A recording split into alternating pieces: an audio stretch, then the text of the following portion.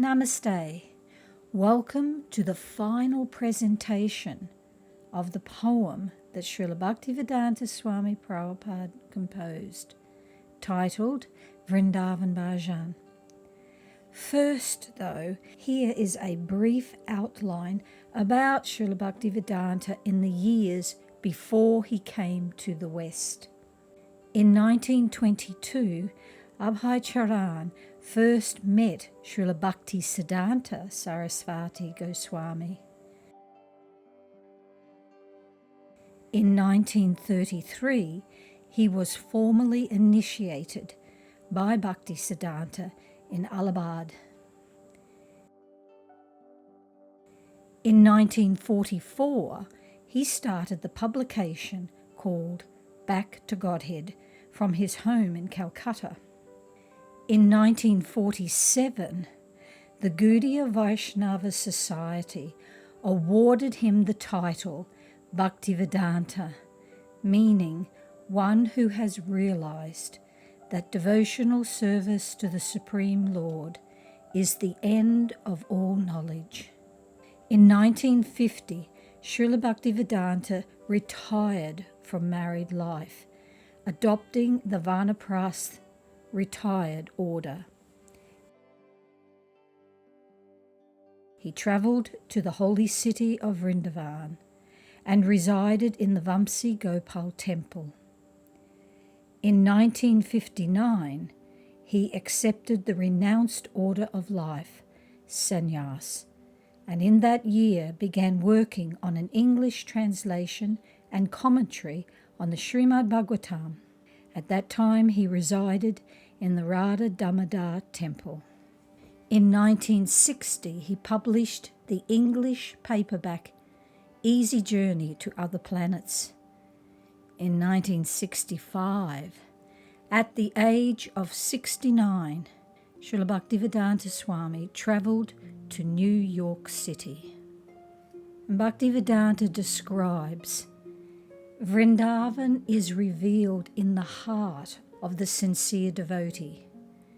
In reality, it is not on any map, nor is it part of any country.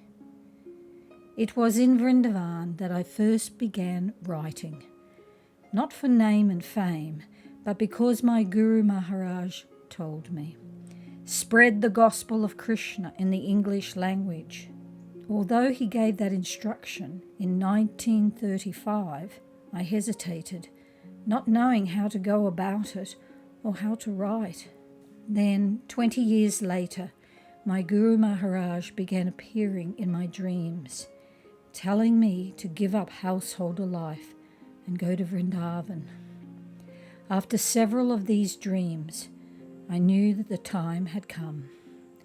My children were grown, and I could leave my wife in their care. So I came here, and eventually, by Krishna's arrangement, stayed at this most sanctified place, Radha Damodar. It was here that I began writing. I thought, it may be published, or it may not be published. That does not matter. I will write for purification, that's all. Actually, it was my Guru Maharaj speaking through me, but I was not very expert at writing, as he was. Oh, he was a most erudite man, most refined and expert, a gentleman, a Vaikuntha man. Because I had never written before, there were so many grammatical discrepancies, yet I had to write. The subject matter was so important, so urgent. So I wrote those first 3 volumes of Srimad Bhagavatam, the first canto. All of our philosophy, everything you need to know, is in those first 3 volumes. By Krishna's grace, I managed to collect money to get them printed, and I took them with me on the boat to New York. I didn't go to America empty-handed. I went with the complete philosophy of Chaitanya Mahaprabhu, written in those rooms in Radha Damodar, inspired by the Goswamis. So after that beautiful description by Bhaktivedanta, here are parts 23 to 27 of his poem. Part 23. Anyone who considers the self to be this material body cannot relish rasa with this form. Some are extremely vehement in considering a Vaishnava to be of a particular caste, yet they are very bold about relishing Leela. There is one clerk at the post office who is a respected Goswami, and the Babajis go there and offer many obeisances to him. That respected Goswami is proud of his caste, but the exalted Lord Nityananda breaks that into pieces. Part 24. I have seen these activities going on in Vrndavane. Thus I understand that there is some work to be done here.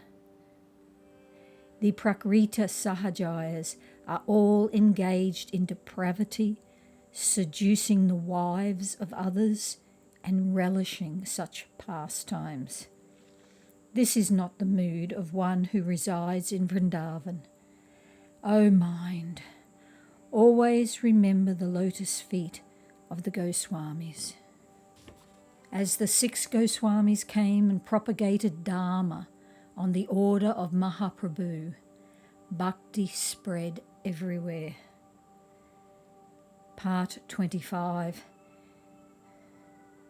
They are all eternally perfected associates who meditate upon Radha Krishna. Their smaran, remembrance of the Lord and his pastimes, eradicates all the sins of the jivas. If one imitates this mood of theirs, one will be devoured by Maya and will never cross beyond the world of birth and death. Always go door to door and preach to the jivas. Through such preaching, one will achieve success in life. My master, Srila Sarasvati Thakur, has given this instruction.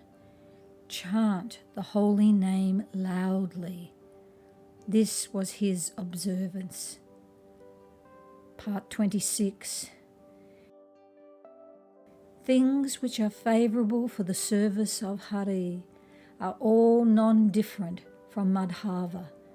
The only enjoyer in the 3 worlds is Yadava. Maya's potency is there in the sound of the radio everywhere. Always curb that through the sound of kirtan. Newspapers are all full of the useless babble of Maya. Just engage in kirtan everywhere throughout the world. The last part 27.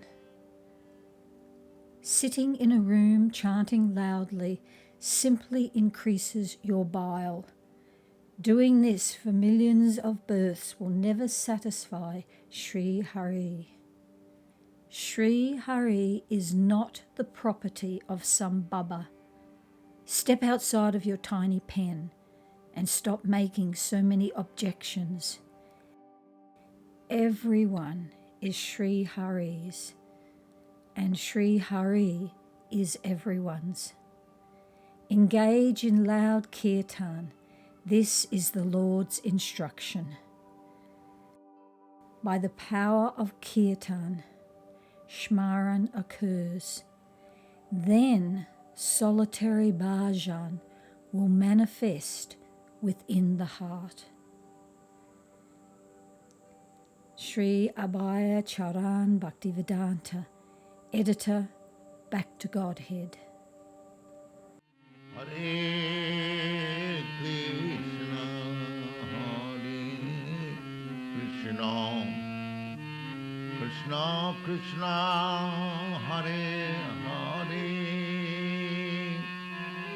Hare